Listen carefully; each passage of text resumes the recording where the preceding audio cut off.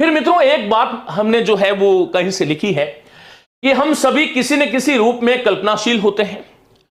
कल्पनाशील होना मनुष्य का पहला गुण भी है, होना भी चाहिए, क्योंकि कल्पना चित्र जो है वो इच्छा शक्ति की संतान है। ये कल्पना जैसी आप बनाओगे वैसे ही आप बनते हो।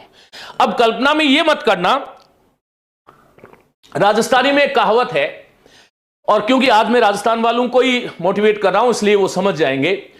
हमारे जीवन में ये होता है कि आपने कई बार एक कहावत सुनी होगी कि दही खाऊं कि म्याऊं खाऊं। ये जो दोनों चीजें हैं कि इधर जाऊं कि इधर जाऊं, इधर जाऊं कि इधर जाऊं, उसमें आपको नहीं जाना है। एक कल्पना कीजिएगा और उसी कल्पना चित्र जो है वो आपकी जो इच्छा है उसकी वो संतान है। एक बात यह है कि कल्पना के बिना आत्मा वैसी है जैसे दूरबीन के बिना वेधशाला। दूरबीन में यदि वेधशाला नहीं हो और मनुष्य में यदि कल्पना नहीं हो तो वो आत्मा वैसी हो जाती है जैसे आपके साथ दूरबीन तो है लेकिन उसके साथ में वेधशाला नहीं है।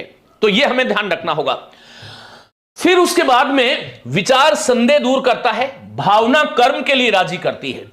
हमारा जीवन चलता कैसे है इस पर थोड़ा सा मैं विचार कर रहा हूं, आपके सामने रख रहा हूं कि विचार संदेह दूर करता है। मैं डायरेक्ट ये नहीं बताऊंगा कि आपको ये करना चाहिए, इसलिए मुझे सुनिएगा।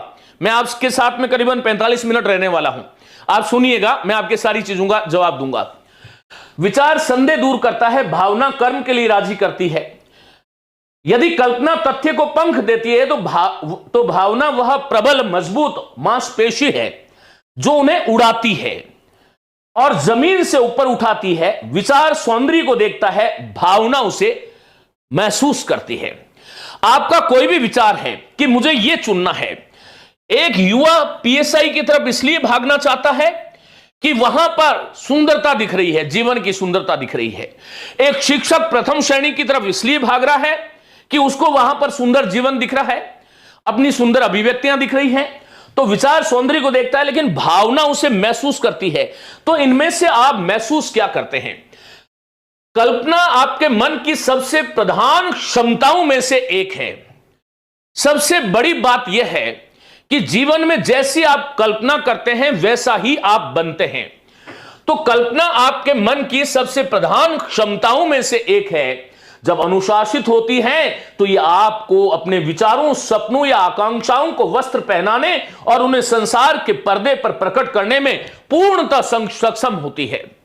इसलिए वो कल्पना हमें करनी होगी जिस कल्पना के लिए आप यूं कहूंगा कि जीवन में अवतरित हुए हैं।